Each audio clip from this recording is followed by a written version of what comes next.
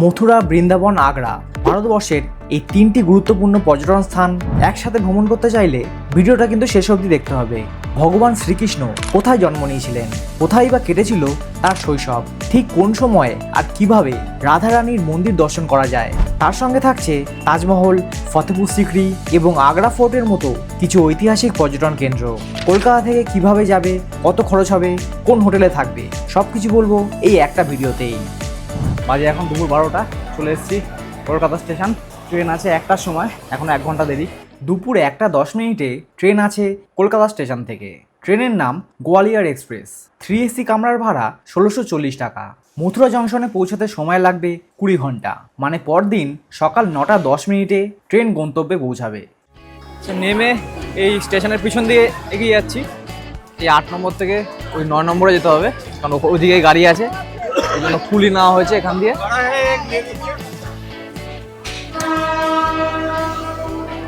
এখানে ওভারব্রিজে ওঠানামা করার জন্য এসকেলেটর রয়েছে, তাই ব্যাগ নিয়ে যাতায়াত করতে কোনো অসুবিধা হয় না।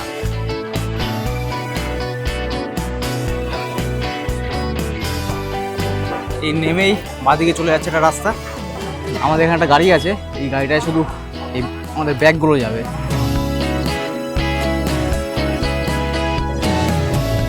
গাড়িতে উঠে এগিয়ে চলেছি আমাদের হোটেলের দিকে। 2 দিন মথুরাতে থেকেই বৃন্দাবন আর মথুরা দুটো জায়গায় ঘুরবো। আপনারা চাইলে বৃন্দাবনেও হোটেল নিতে পারেন। হোটেল থেকে এই গাড়ি করে 10 মিনিটের মধ্যে চলে আসলাম। হোটেলের নাম সিলভার ওকস ইন। সবাই গিয়ে জমা হলাম উপরের রিসেপশন এরিয়াতে। এখান থেকে রুমের চাবি নিয়ে ঘরে ঢুকতে হবে। আমরা ছিলাম 2nd ফ্লোরে, এই 205 আর এই 206। বেশ বড় আর পরিষ্কার ঘর ছিল। King size bed, TV, AC, sofa, tea table, আর ছিল একটা ওয়ার্ড্রব। কিন্তু একটা সমস্যা ছিল, যেটা হলো এই টয়লেট। তবে অন্য রুমগুলোতে কোমোড ছিল। যখন রুম বুক করবে তখন কনফার্ম করে নেবে যে রুমের টয়লেটে কোমোড আছে কিনা। এই রুমের ট্যারিফ হলো 2200 টাকা। ফোন করে বুকিং করতে পারো, ডিসক্রিপশনে নম্বর দিয়ে দিয়েছি। আর এই হোটেলের ফার্স্ট ফ্লোরে একটা রেস্টুরেন্টও আছে।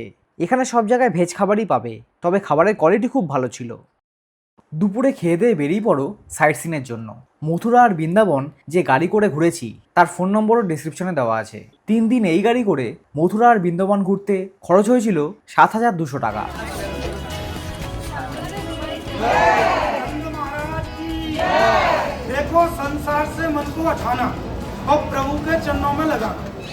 এখানে গাইড নিতে গেলে 150 টাকা লাগে। সেই গাইড আমাদের পথ দেখিয়ে নিয়ে যাচ্ছিল মথুরার গোকুলে অবস্থিত শ্রীনন্দ যশোদা ভবনে। শ্রীকৃষ্ণের শৈশবের সঙ্গে জড়িয়ে থাকা এক অত্যন্ত পবিত্র স্থান। দেবকীর গর্ভে কৃষ্ণের জন্ম হলেও কংসের অত্যাচারে তাকে রক্ষা করার জন্য তার পিতা বাসুদেব ছোটবেলায় কৃষ্ণকে গোকুলে এনে নন্দ ও যশোদার কাছে রেখে যান। এই নন্দ মহারাজ ছিলেন গোকুলের সর্দার এবং যশোদা ছিলেন তার স্ত্রী। সেই সময় থেকেই তারা কৃষ্ণকে নিজেদের সন্তানের মতো মানুষ করেছিলেন, আর সেই স্মৃতিতেই এই ভবন ভক্তদের কাছে বিশেষ গুরুত্ব পেয়েছে। তারপর ঘুরে আসো যমুনা নদীর পাড়ে অবস্থিত ব্রহ্মাণ্ড ঘাট থেকে। ঘাটের পাশে একটা মন্দিরও আছে, যার নাম ব্রহ্মাণ্ড ঘাট মন্দির।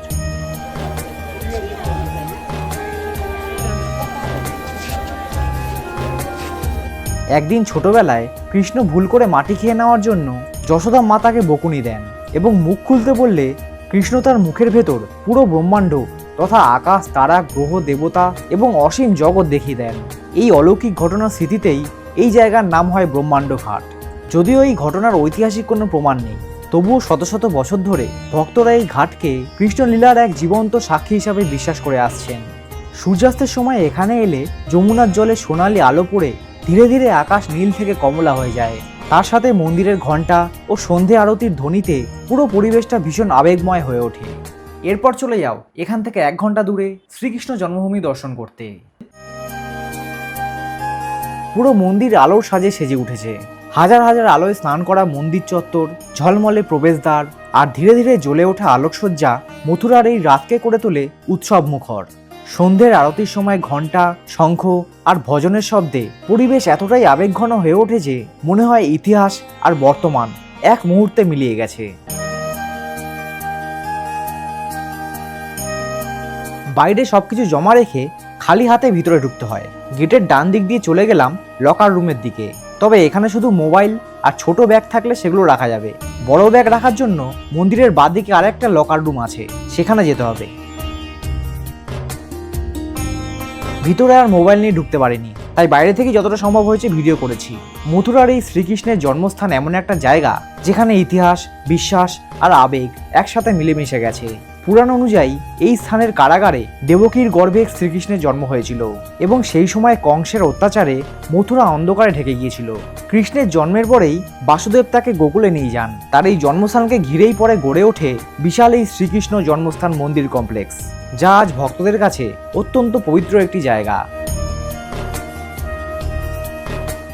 প্রথম দিনের ভ্রমণ শেষ করে চলে আসো মথুরার হোটেলে। পরদিন সকাল 7টার মধ্যে বেরিয়ে পড়ো। আজকে অনেকগুলো জায়গা দেখতে হবে। প্রথমে চলে আসো যমুনা নদীর পাড়ে।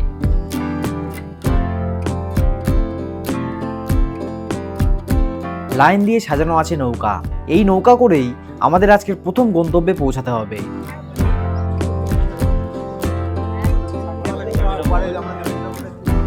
নদীর উপরের ওই ব্রিজ দিয়ে ট্রেন যাওয়ার দৃশ্যটা সবার নজর কেড়েছিল। আচ্ছা, এখানে নৌকা করে আমাদের 5টা স্পট ঘোরাবে, কিন্তু পারের 250 টাকা করে লাগবে বলছে। কেউ রাজি হচ্ছে না, দেখি কি হয়। কি করবে? 250 টাকা করে যাবো। কেন? একটু কমাতে বলছে না সবাই। শেষ অবধি 200 টাকায় নিয়ে যেতে রাজি হলো। একে একে নৌকায় উঠলাম সবাই। নদীর উপর দিয়ে ঠান্ডা হাওয়া খেতে খেতে এগিয়ে চললাম সামনের দিকে। আমাদের সাথে সাথে পাখিদের দলও উড়ে চলেছে। খাবারের খোঁজে ওরা এইসব নৌকার যাত্রীদের কাছে গিয়ে হাত পাতে।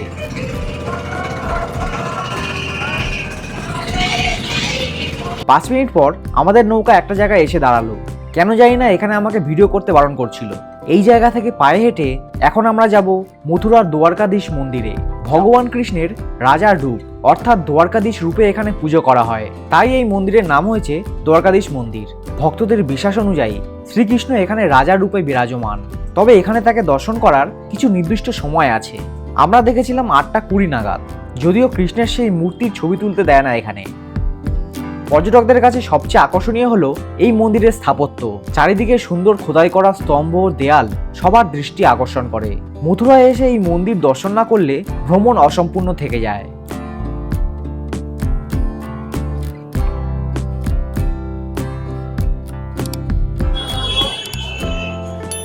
আমরা একটা জায়গায় যাবো, তাই জন্য আবার নৌকা উঠতে হবে। এইখানে আমাদের বোটগুলো দাঁড়িয়ে ছিল, আমরা এই রাস্তা দিয়েই গেছিলাম ভিতরে। এখান দিয়ে কিছুটা গেলেই দ্বারকাধীশ মন্দির। ফিরছি ঘাটের দিকে। ফেরার পথে চোখে পড়ল কংসের তৈরি দুর্গ। এই গেট থেকে কৃষ্ণকে নিয়ে গেছিল। এটা হলো বিশ্রাম ঘাট।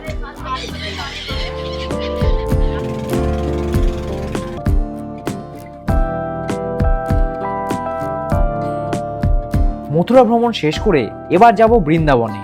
পরবর্তী গন্তব্যে পৌঁছতে সময় লাগবে প্রায় 1.5 ঘন্টা। এখন যাচ্ছি বৃন্দাবনের বাঙ্কি বিহারী মন্দিরে। খালি পায়ে হাঁটছি রাস্তা দিয়ে, বিশাল ভিড় রাস্তায়।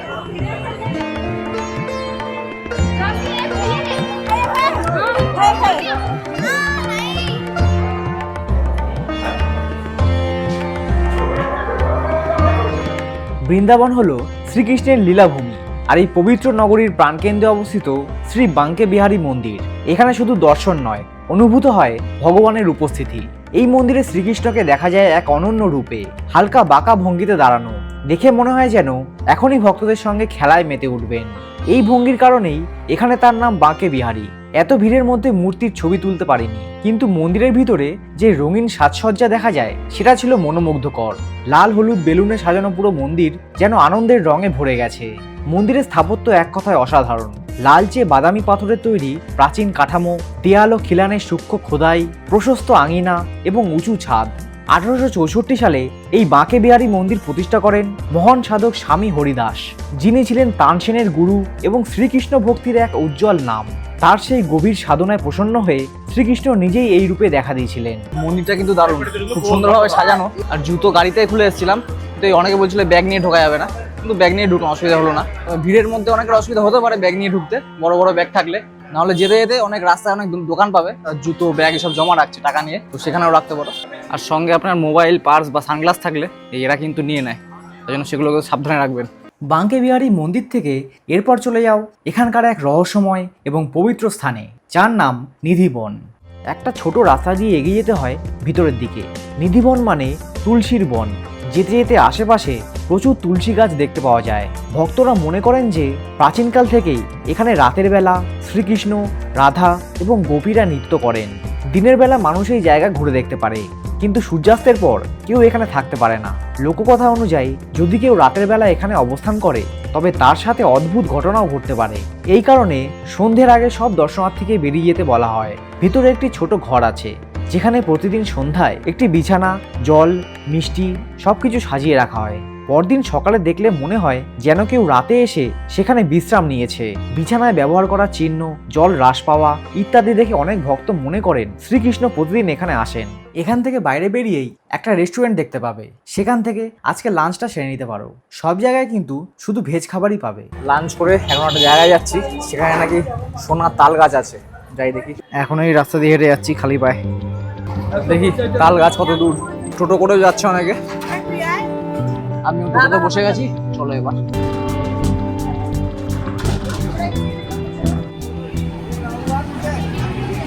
এখানে আসতে টোটো 10 টাকা করে নিল। আমার পেছনে এটা আছে, এটা হচ্ছে রঙ্গনাথ মন্দির। এখানেই আছে সেই সোনার তাল গাছ। দক্ষিণ ভারতের স্থাপত্যে গড়া এক অনন্য বৈষ্ণব তীর্থ, যা প্রথম দেখাতেই সবার নজর কেড়ে নেয়। রঙ্গনাথ মন্দির শুধু একটি ভক্তির স্থান নয়, এটি উত্তর ভারতে অবস্থিত দক্ষিণ ভারতীয় দ্রাবিড় স্থাপত্যের এক বিরল উদাহরণ। 1851 সালে এই মন্দিরটি প্রতিষ্ঠা করেন তামিলনাড়ুর এক ধনী বৈষ্ণব সাধক শ্রী রঙ্গদাস। এখানে ভগবান বিষ্ণুকে পুজো করা হয় শ্রী রঙ্গনাথ রূপে। এই মন্দির নির্মাণের মূল উদ্দেশ্য ছিল দক্ষিণ ভারতের বৈষ্ণব ভক্তদের জন্য বৃন্দাবনে একটি উপাসনা কেন্দ্র গড়ে তোলা এবং শ্রীকৃষ্ণ ভক্তির সঙ্গে বৈষ্ণব সম্প্রদায়ের সেতু বন্ধন তৈরি করা। এইদিকে আছে শীষমহল, তার জন্য এখান দিয়ে 5 টাকা করে টিকিট কাটতে হবে। আর ভিতরে ছবি তোলা অ্যালাউ নেই বলছে, দেখে বেরিয়ে বলছি কি কি দেখলাম।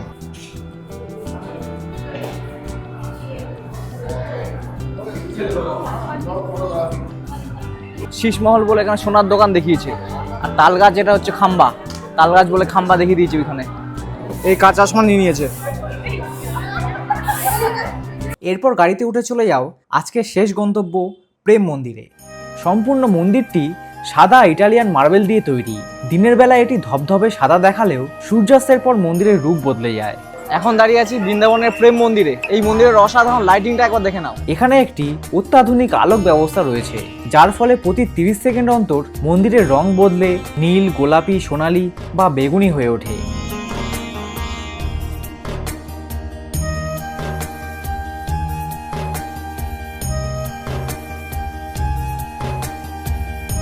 রাতের অন্ধকারে এই রঙিন মন্দিরকে মনে হয় যেন আকাশ থেকে মর্তে নেমে আসা কোনো এক অলৌকিক প্রাসাদ। মন্দিরের বাইরের দেয়ালে শ্রীকৃষ্ণের বিভিন্ন প্রেমের লীলা অতি সূক্ষ্মভাবে খোদাই করা আছে। মন্দিরটি প্রতিষ্ঠা করেছিলেন জগৎগুরু শ্রী কৃপালুজি মহারাজ। 2001 সালের জানুয়ারি মাসে মন্দিরের ভিত্তিপ্রস্তর স্থাপন করা হয়। প্রায় 1000 জন দক্ষ কারিগর টানা 11 বছর অক্লান্ত পরিশ্রম করে 2012 সালে নির্মাণ কাজ শেষ করেন। সেই বছর ফেব্রুয়ারি মাসেই ভক্তদের জন্য মন্দিরটি উন্মুক্ত করে দেওয়া হয়। প্রেম মন্দির শব্দের অর্থ হলো ভালোবাসার মন্দির। এটি মূলত রাধাকৃষ্ণ এবং শ্রীরাম ও সীতার উদ্দেশ্যে উৎসর্গীকৃত। মন্দিরের প্রথম তলে রাধাকৃষ্ণের অত্যন্ত সুন্দর প্রতিমা রয়েছে এবং দ্বিতীয় তলে সীতা ও রামের মূর্তি স্থাপন করা হয়েছে। মন্দিরের মূল ভিত্তি হলো ভক্তি বা শুদ্ধ প্রেম। শ্রী কৃপালুজি মহারাজ এই মন্দিরের মাধ্যমে রাধাকৃষ্ণের দিব্য প্রেমের দর্শন বিশ্বজুড়ে প্রচার করতে চেয়েছিলেন।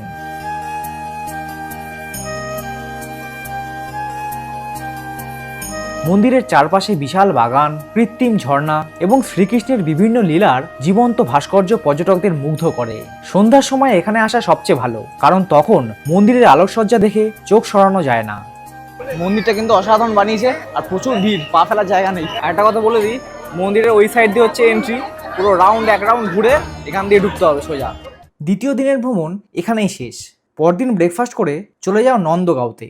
এটা হলো সেই জায়গা যেখানে শ্রীকৃষ্ণ শৈশবে তার বাবার সাথে থাকতেন। কংসের আক্রমণের থেকে বাঁচার জন্য মহারাজা নন্দ কৃষ্ণকে জন্মের পর গোকুল থেকে এখানে নিয়ে এসেছিলেন। শ্রীকৃষ্ণের বাল্যকাল যেখানে কেটেছিল সেই স্থানেই গড়ে উঠেছে এই নন্দ বাবা মন্দির বা নন্দ ভবন।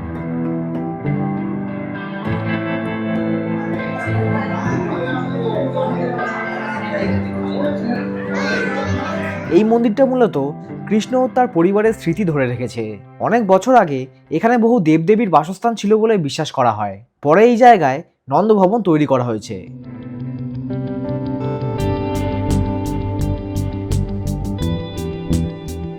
सेवा में सहयोग कर रहे हैं। भगवान आपका मंगल करे, भक्ति मिले, गुरु कृपा मिले और ठाकुर जी महाराज आपको ऐसे ही बार बार बुलाते रहे।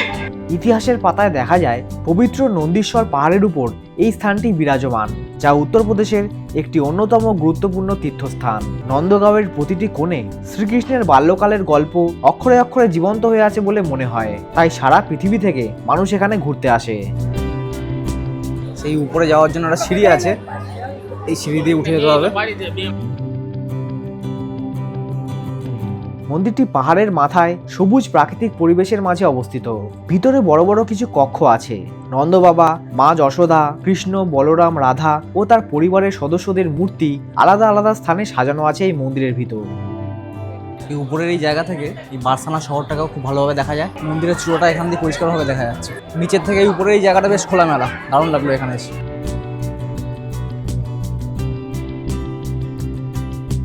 এরপর চলে যাও বারসানার সব থেকে আকর্ষণীয় ও পবিত্র স্থান রাধারানীর মন্দিরে। আমাদের গাড়ির ড্রাইভার মন্দির থেকে বেশ কিছুটা দূরে নামিয়ে দিল। সেখান থেকে টোটো করে যেতে হবে আরও 15 মিনিটের রাস্তা, গিয়ে আবার রোপওয়ে করে উঠতে হবে পাহাড়ের উপর। টোটো যেখানে নামালো সেখান থেকে কিছুটা এগিয়ে গিয়ে দেখলাম একটা টিকিট কাউন্টার। রোপওয়েতে ওঠার জন্য এখান থেকে টিকিট কাটতে হবে। 100 টাকা করে নিল পার হেড। টিকিট কেটে আরও ভিতরের দিকে আসতে হবে, ওখান দিয়ে রোপওয়েগুলো ছাড়ছে।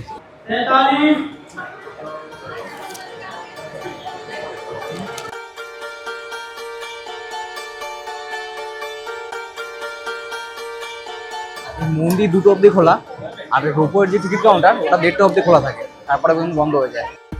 আমাদের যখন রোপওয়েতে ওঠার সুযোগ হলো, ঘড়িতে সময় তখন 1:45।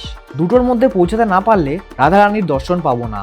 বিশ্বাস করা হয় যে এই মন্দির 500 বছরের পুরনো। তবে আজ আমি যেখানে যাচ্ছি সেই মন্দিরটি 1675 খ্রিস্টাব্দে রাজা বীরসিংহ এবং নারায়ণ ভট্ট দ্বারা প্রচলিত পুজোর স্থানটির উপর পুনর্নির্মাণ করা হয়েছিল। মন্দিরটি উঁচু পাহাড়ের উপর অবস্থিত। রোপওয়ে ছাড়া অনেকে হেঁটেও আসে এখানে। আর 5 মিনিট বাকি, এখনো পৌঁছাতে পারিনি। এখানে আমার লাইন দাঁড়িয়ে গেছে। আমি যখন মন্দিরের সামনে পৌঁছালাম তখন 2টো বাজতে 4 মিনিট বাকি ছিল। যেখানে সবাই ভিড় করে দাঁড়িয়েছিল সেই দরজাটা বন্ধ হয়ে গেছে, কিন্তু দরজার উপরে দেখলাম লেখা আছে রাসোইঘাট, মানে বাংলায় রান্নাঘর। বুঝতে পারছিলাম না এখানে সবাই দাঁড়িয়ে কেন। সবাই বলছিল এই দরজা দিয়ে নাকি ঢুকতে হবে। তবে বেশ কিছুক্ষণ দাঁড়ানোর পর যখন দেখলাম দরজা খুলছে না, তখন আরও কিছুটা সামনের দিকে এগোলাম। গিয়ে দেখতে পেলাম একটা সিঁড়ি নিচের দিকে নেমে গেছে। নিচে নেমে দেখি একটা সাইনবোর্ডে লেখা আছে প্রবেশদ্বার, মানে এতক্ষণ ভুল জায়গায় দাঁড়িয়েছিলাম। আর এখানে যখন আসলাম সময় তখন 2:20, গেট বন্ধ হয়ে গেছে, আর ঢুকতে দেবে না এখন। আবার দরজা খুলবে সন্ধ্যাবেলা, তাই রাধারানীর দর্শন না করেই ফিরতে হলো। যারা পায়ে হেঁটে গেছিল তারাই একমাত্র নিচে মন্দিরের সামনে গিয়ে দাঁড়িয়েছে। আমরা ছিলাম উপরে, জানতামই না যে মন্দিরে প্রবেশ করার জন্য আবার সিঁড়ি দিয়ে নিচে নামতে হবে। দুপুরে লাঞ্চ করার জন্য আশেপাশে অনেক রেস্টুরেন্ট পেয়ে যাবে। খেয়ে দিয়ে চলে যাও গোবর্ধন পাহাড় ঘুরে দেখতে। প্রথমে আসতে হবে এই টোটো স্ট্যান্ডে। টোটো করেই পুরো পাহাড়টা ঘুরে দেখতে হয়। এই পাহাড় ভগবান শ্রীকৃষ্ণের সঙ্গে গভীরভাবে জড়িত। হিন্দু ধর্মে গোবর্ধনকে শুধু পাহাড় নয়, ভগবানেরই এক রূপ হিসাবে মানা হয়। টোটো একটা জায়গায় নিয়ে এসে আমাদের নামিয়ে দিল, বলল 1 ঘন্টার মধ্যে ফিরে আসতে। এখান দিয়ে পায়ে হেঁটে এখন আমরা যাব গোবর্ধন পাহাড়ের সবচেয়ে পবিত্র স্থানে। লোককথা অনুযায়ী একসময় শ্রীকৃষ্ণ এখানে এসে বিশ্রাম নিতেন এবং তার সেই প্রিয় শ্যামরূপের স্মৃতি থেকেই এই কুণ্ডের নাম হয়েছে শ্যামকুণ্ড।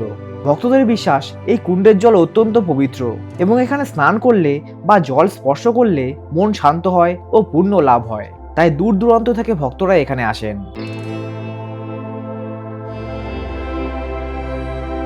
শ্যামকুণ্ডের চারপাশে শান্ত পরিবেশ, ছোট মন্দির, ভক্তদের রাধে রাধে ধ্বনি, এই সব মিলিয়ে জায়গাটিকে একেবারে আধ্যাত্মিক করে তোলে। এই কুণ্ড শুধু একটি পুকুর নয়, এটি ভক্তদের কাছে শ্রীকৃষ্ণের স্মৃতি ও বিশ্বাসের প্রতীক।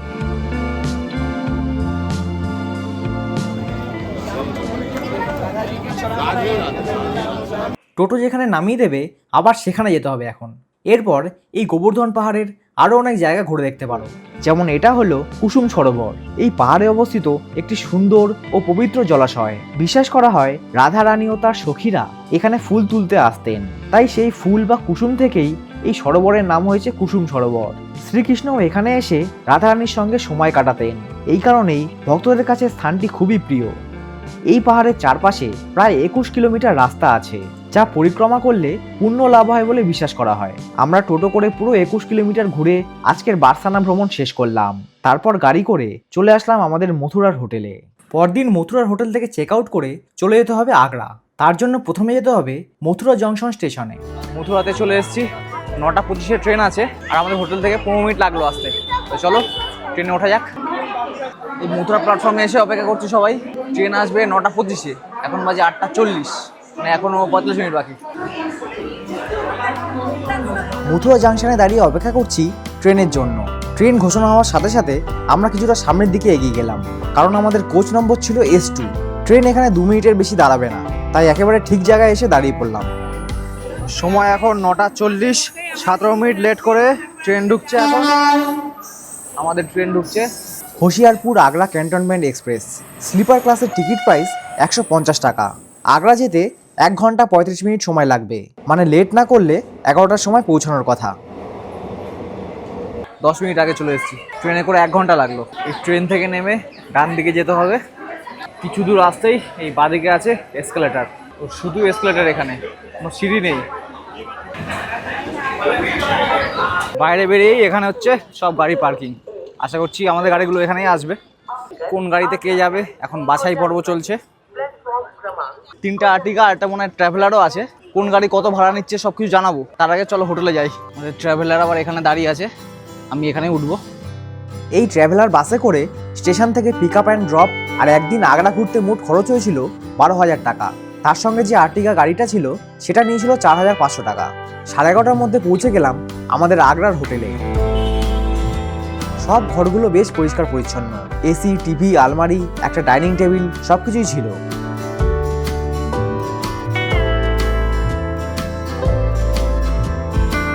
বাথরুমটাও বেশ বড় দেখলাম। আমাদের এক একটা রুমের ট্যারিফ ছিল 3,500 টাকা, যার মধ্যে ডিনার আর ব্রেকফাস্টও ইনক্লুডেড আছে। বুকিং করার জন্য ফোন নম্বর ডেসক্রিপশনে দিয়ে দিয়েছি। দুপুরে লাঞ্চ করে 3টের মধ্যে বেরিয়ে পড়ো তাজমহলের উদ্দেশ্যে। হোটেল থেকে মাত্র 20 মিনিট লাগবে। ঢুকেই যেটা প্রথম কাজ সেটা হলো তাড়াতাড়ি টিকিটটা কেটে নেওয়া। আচ্ছা, এই আমার বাঁদিকে হচ্ছে বুকিং কাউন্টার, এখান দিয়ে টিকিট কেটে ওইদিকে হচ্ছে গেট। এটা হলো এখানকার টিকিট কাউন্টার। দেখলাম ফরেন ভিজিটার্স আর ইন্ডিয়ান ভিজিটার্সদের জন্য দুটো আলাদা কাউন্টার করা হয়েছে। 50 টাকা করে টিকিট নিল, এরকম টিকিট দিয়েছে। এটা হলো এন্ট্রি গেট। 4:30টার সময় কিন্তু গেট বন্ধ হয়ে যায়। বাইরের কোনো খাবার দাবার অথবা অপ্রয়োজনীয় কোনো জিনিস নিয়ে ঢুকতে দেয় না ভিতরে। ভিতরে ঢোকার সঙ্গে সঙ্গেই চারপাশটা বদলে যেতে শুরু করলো। ভিড়ের সাথে সাথে সামনের দিকে এগিয়ে চলেছি, তবুও তাজমহল কোথাও চোখে পড়ছে না এখনো। দুই পাশে ইতিহাস, মাথার উপর মুঘল স্থাপত্যের নিখুঁত ছায়া, ভিড়ের মধ্যেও এক অদ্ভুত নীরবতা। সামনে আছে এমন কিছু যা চোখের আগে হৃদয়ে পৌঁছায়। অন্ধকারের ভিতর দিয়ে আর কয়েকটা পা যেতে হবে। ঠিক তখনই সূর্যের শেষ আলোয় ভেসে ওঠে সাদা মার্বেলের সেই নিঃশব্দ সৌন্দর্য, যেন এক মুহূর্তে থামিয়ে দেয় সব শব্দ, সব ব্যস্ততা। এখন রয়েছি পৃথিবীর 7ম আশ্চর্য আগ্রার তাজমহলের সামনে। তাজমহল একটি সম্পূর্ণ পরিকল্পিত কমপ্লেক্সের অংশ, যেখানে মূল সমাধিস্তম্ভের সঙ্গে রয়েছে একটি বড় প্রবেশদ্বার, একটি মসজিদ, অতিথিশালা এবং 4 ভাগে বিভক্ত সুন্দর মুঘল বাগান। পুরো কমপ্লেক্সটি এমনভাবে পরিকল্পনা করা হয়েছে যাতে প্রতিটি স্থাপনা একে অপরের সঙ্গে নিখুঁত সামঞ্জস্য বজায় রাখে। সমাধিস্তম্ভের 4 কোণে দাঁড়িয়ে থাকা 4টি মিনার সামান্য বাইরের দিকে হেলে রাখা হয়েছে, যাতে কোনো প্রাকৃতিক দুর্যোগ হলে মূল সমাধিটি সুরক্ষিত থাকে। ইউনেস্কো তাজমহলকে একটি বিশ্ব ঐতিহ্য হিসাবে স্বীকৃতি দিয়েছে, কারণ এটি মানুষের সৃজনশীল প্রতিভার এক অসাধারণ উদাহরণ। এই তাজমহল এমন এক স্থাপনা যেখানে স্থাপত্য, বাগান পরিকল্পনা, জলব্যবস্থা এবং অলঙ্করণ সবকিছু একসঙ্গে নিখুঁতভাবে কাজ করেছে। তাই এই আশ্চর্য শুধু একটি যুগের শিল্পধারাকেই তুলে ধরে না, বরং মানব ইতিহাসে সৌন্দর্য ও অনুভূতির গুরুত্বকেও চিরকাল ধরে রাখে। তাজমহলের পাশে যে লাল রঙের স্থাপত্যটা দেখা যায় সেটা হলো তাজমহল মসজিদ। এই মসজিদটি মূল তাজমহল কমপ্লেক্সেরই অংশ। এটি সাদা মার্বেলের মূল সমাধিস্তম্ভের ঠিক পশ্চিম দিকে অবস্থিত। লাল বেলেপাথর দিয়ে নির্মিত এই মসজিদটি তাজমহলের সঙ্গে সুন্দর ভারসাম্য বজায় রাখার জন্য তৈরি করা হয়েছে। 5:45 বাজে, এখন বেরোচ্ছি এখান দিয়ে। প্রায় অন্ধকার হয়ে গেছে এখানে। আর পৃথিবীর সপ্তম আশ্চর্য কেমন লাগলো ওটা কমেন্ট করে জানিও। ভালো লাগলে লাইক করতে ভুলবে না। এখান থেকে যখন বেরোচ্ছি ঘড়িতে সময় তখন সন্ধ্যে 6টা, মানে 1.5 ঘন্টা লেগে গেল পুরো তাজমহল কমপ্লেক্সটা ঘুরে দেখতে। এখন ফিরবো হোটেলে। কালকে যাব ফতেপুর সিকরি এবং আগ্রা ফোর্ট ঘুরে দেখতে। আমাদের হোটেল থেকে 1 ঘন্টা দূরে এখন চলে এসেছি ফতেপুর সিকরি। সামনে ওই জায়গা থেকে এসেছি, এখানে সব পার্কিং, এবার ওই দিকটা যেতে হবে। এই ফতেপুর সিকরি মূলত 1600 শতকে সম্রাট আকবর দ্বারা নির্মিত একটি ঐতিহাসিক প্রাচীন নগর। 60 হেক্টর জায়গা ঘুরতে হবে পুরো শহরটাকে দেখতে হলে। পায়ে হেঁটে ঘুরতে সারাদিন সময় লেগে যাবে, তাই এখানে এসে আমরা গাইড নিয়ে নিয়েছিলাম। গাইডের সাথে এখানকার এন্ট্রি ফিস, ব্যাটারি চালিত গাড়ি সব নিয়ে এক একজনের থেকে 250 টাকা চাইছে। কথা বললে কিছুটা হয়তো কমাবে। তা শেষ পর্যন্ত 200তে ফিক্সড হলো, মানে প্রত্যেক জায়গায় এন্ট্রি ফিস আছে, তারপরে গাড়ি করে ব্যাটারি গাড়ি করে ঘোরাবে। আর এইখানে হুইল চেয়ারে করে ঘোরায় ওরা, ওদেরকে আবার এক্সট্রা 500 দিতে হবে যদি এখানে কেউ নেয় হুইল চেয়ার। আচ্ছা, আমাদের এই টিকিট কাউন্টারের সামনে নামালো। টিকিট আমাদের কাটতে হবে না, কারণ গাইডকে টাকা আগেই দিয়ে দিয়েছি। এখানে টিকিট কাউন্টার, এখান দিয়ে ঢোকার গেট। আচ্ছা, এই জায়গার এন্ট্রি হচ্ছে 50 টাকা। আকবর 1571 খ্রিস্টাব্দে সিকরি গ্রামে এক নতুন রাজধানী শহর গড়ে তোলার কাজ শুরু করেন। শহরের নাম দেন ফতেপুর, অর্থাৎ বিজয়ের নগর, কারণ এই সময়ে তিনি গুজরাট জয় করেছিলেন। পরে সেই শহরটি পরিচিত হয় ফতেপুর সিকরি নামে। এখানে প্রথমে ঢুকেই যেটা দেখলাম সেটা হলো দেওয়ানে আম। এখানেই সম্রাট আকবর সাধারণ মানুষের কথা শুনতেন। এরপর গাইডের সাথে সাথে আমরা আরো ভিতরের দিকে এগিয়ে চললাম। প্রথমে দেখে নেব রাজবাড়ি, যেটা ছিল সম্রাট আকবরের ব্যক্তিগত বাসস্থান ও রাজ পরিবারের এলাকা। এখানে আকবর থাকতো তার পরিবারের সাথে, আর এখান থেকেই চলতো তার দৈনন্দিন রাজকীয় জীবন। এই এলাকা পুরোপুরি ধর্মীয় ও আধ্যাত্মিক কেন্দ্র হিসাবে গড়ে উঠেছিল। তবে রাজবাড়ির আগে তৈরি হয়েছিল এই গুরুবাড়ি। उस गेट के नाम है बादशाही दरवाजा। वो बादशाह अकबर के आने के लिए इसके नाम है बादशाही दरवाजा। और एक गेट देखता है वो एक बुलंद दरवाजा। बुलंद के माने ऊंचा, गेट के माने दरवाजा, बुलंद दरवाजा। वो आम जन के लिए, आम पब्लिक के लिए। এই সাদা মার্বেলের স্থাপত্য হলো শেখ সালিম চিস্তির দরগা। তার সমাধি আছে এর ভিতর। এই সুফি সাধক ছিলেন আকবরের আধ্যাত্মিক পথপ্রদর্শক। তার ভবিষ্যৎবাণীর পরই আকবর পুত্র সন্তান লাভ করেছিলেন। সেলিম চিস্তির মৃত্যুর পর আকবর তার স্মৃতিতে এই দরগা নির্মাণ করেছিলেন। ফতেপুর সিকরি ঘোরা হয়ে গেলে আজকে লাঞ্চটা করে ফেলো। 10 মিনিট দূরেই এই রেস্টুরেন্ট। লাঞ্চ শেষ করে চলে গেলাম এই ট্যুরের শেষ গন্তব্য আগ্রা ফোর্টে। বিকেল 4টে বাজে এখন। এই রাস্তায় বাস নামিয়ে দিয়েছে। নামতেই এই ডান দিকে হচ্ছে লকার রুম, এখানে ব্যাগ ফ্যাগ জমা রাখতে পারো। আর এই সামনে হচ্ছে আগ্রা ফোর্ট। এখানে টিকিট কাউন্টার, 50 টাকা করে টিকিট।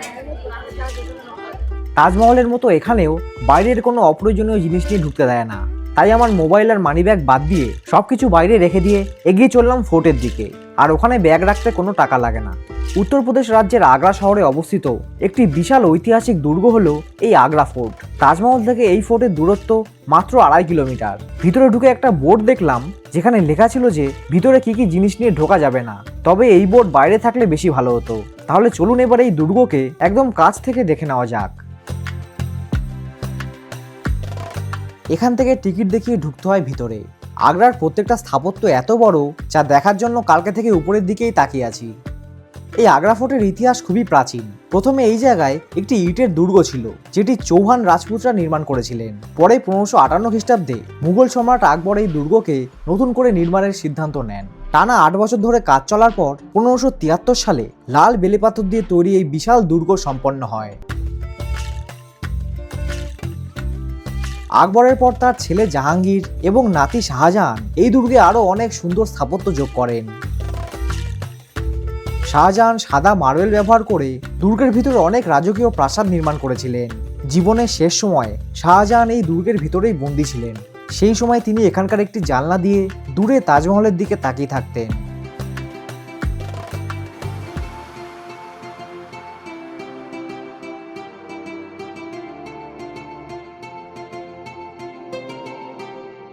দুর্গের প্রধান প্রবেশদ্বার দিল্লি গেট ও লাহোরি গেট। ভিতরে রয়েছে জাহাঙ্গীর মহল, খাস মহল, দিওয়ানে আম, দিওয়ানে খাস এবং শীষ মহল। লাল বেলে পাথর ও সাদা মার্বেলের সংমিশ্রণ, তার সঙ্গে সূক্ষ্ম নকশা, খোদাই করা খুঁটি ও খিলান এই দুর্গকে বিশেষ করে তুলেছে। এখানে সন্ধ্যাবেলা একটা লাইট অ্যান্ড সাউন্ড শো হয়, কিন্তু আমাদের সেটা দেখার সময় ছিল না, কারণ আজকে সন্ধ্যে 6:45 ট্রেন আছে আগ্রা ফোর্ট স্টেশন থেকে। ভ্রমণ শেষ করে এবার বাড়ি ফেরার পালা। আমার এই 5 দিনের ট্যুরে ট্রেন ভাড়া নিয়ে মোট খরচ হয়েছিল 15,000 টাকার মতো। আগ্রা ফোর্ট স্টেশনে আসলে ওয়েটিং রুম পেয়ে যাবে। বাড়ি ফেরার জন্য উঠে পড়তে পারো এই আজমির শিয়ালদা সুপারফাস্ট এক্সপ্রেসে। 3 এসিতে ট্রেন ভাড়া 1595 টাকা আর স্লিপারে 630 টাকা। শিয়ালদা ঢুকবে 21 ঘন্টা পর, মানে পরদিন বিকেল 3:50। ভিডিওটা ভালো লাগলে একটা লাইক করে যেও। এরকম আরও অনেক জায়গার ট্রাভেল ব্লগ দেখতে চ্যানেলটাও কিন্তু সাবস্ক্রাইব করে রাখতে হবে।